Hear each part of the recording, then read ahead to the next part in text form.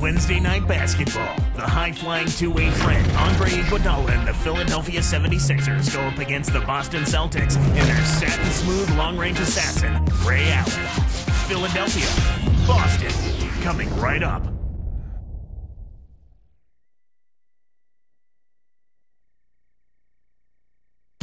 And as every year passes, that guy right there, Andre Iguodala, has only gotten better with age.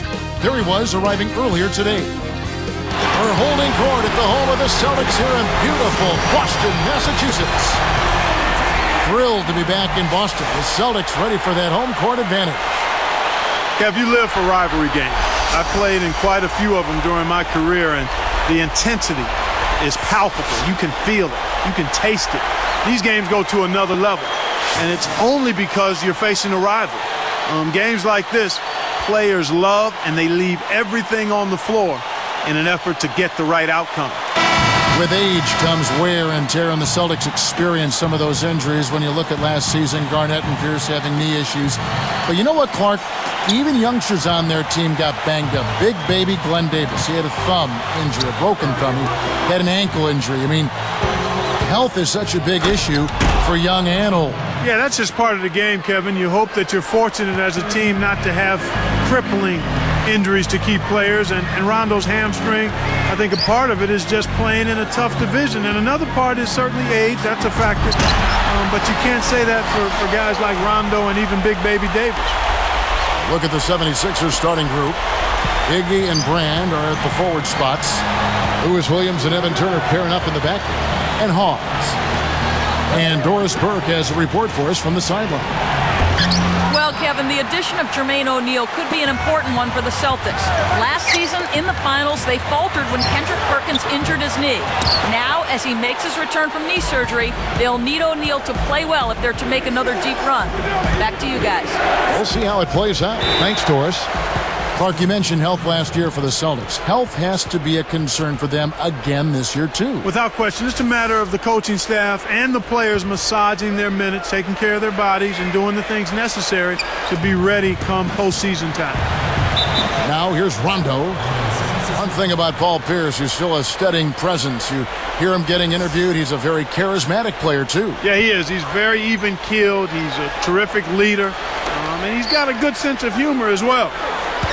Here is Hawes, and fouled hard that time. He'll get to the line and shoot two. That's on Shaq.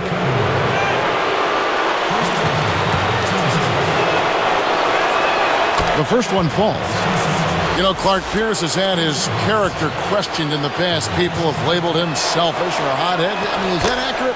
You know, I don't think so. Oftentimes when guys are developing who they are and what their identity is in the league, they can appear one way, but really at their core be totally different. And I think that's part of what you saw with Paul Pierce early on. Frustrated with not winning? Sure. But I think he's always been a pretty high-character guy. Here's Allen. Just 5 on the clock. 2 on the clock, and that one's good by Pierce. Pierce has got his first 2 points of the night. And it's the 76ers with the ball. Williams.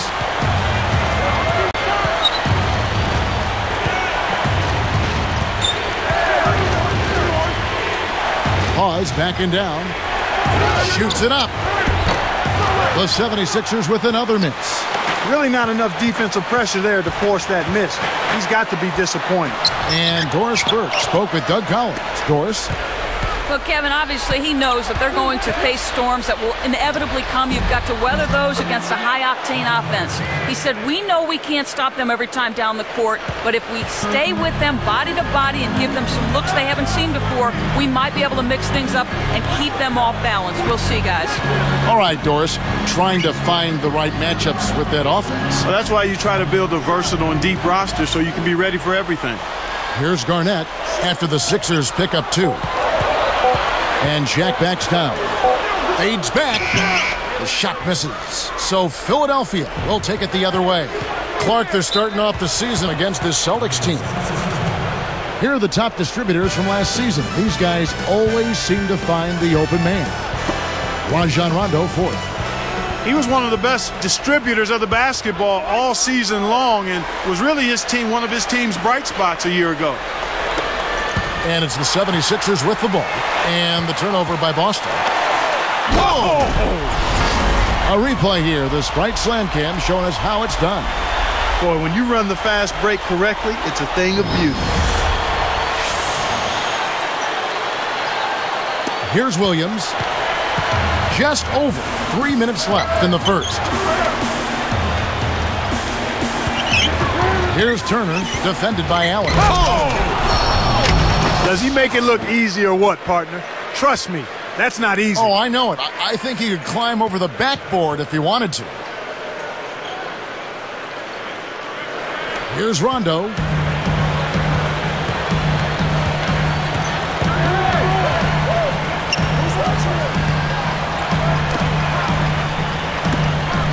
Allen outside. Pass to Garnett. Just 4 to shoot. Over Brand. And Garnett misses. And here are the 76ers now. Knocks it loose. And some changes here for the 76ers. Spates checked in for Brand.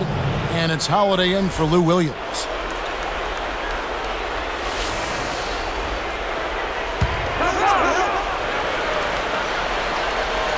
Here is Hawes. And here's Holiday. Releases. The shot by Turner, no good. They'll allow him to get that off all day. Since he declared for the draft, a lot of people, Clark, have been saying Evan Turner is the next Brandon Roy. You see that?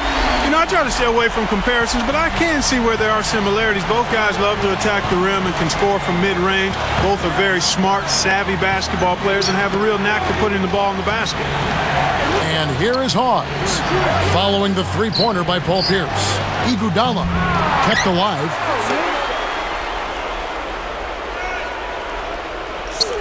And Spates backing in. A second chance effort.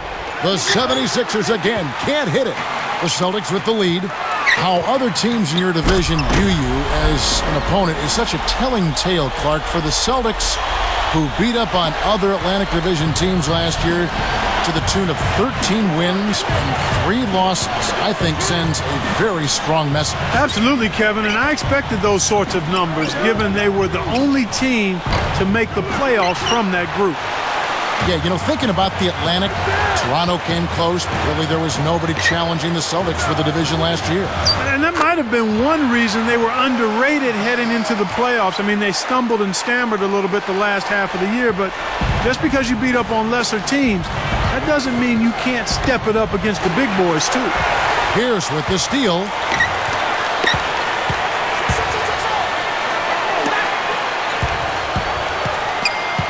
Right side, Pierce. He's covered by Iguodala. 5 on the clock. 3 on the clock. The shot by Pierce will not go. The 76ers trail by 5. About 3 seconds between shot and game clock. Holiday against Allen. Will it go? Pause, no luck. He's had some problems finding the range here in this quarter. Rondo passes to Pierce. Iguodala with the steal. Here's Holiday. First quarter of play wraps up. Celtics lead by 5. They're making the extra pass and finding guys for open look. I love the discipline they've shown in their offense so far. The NBA here on 2K Sports.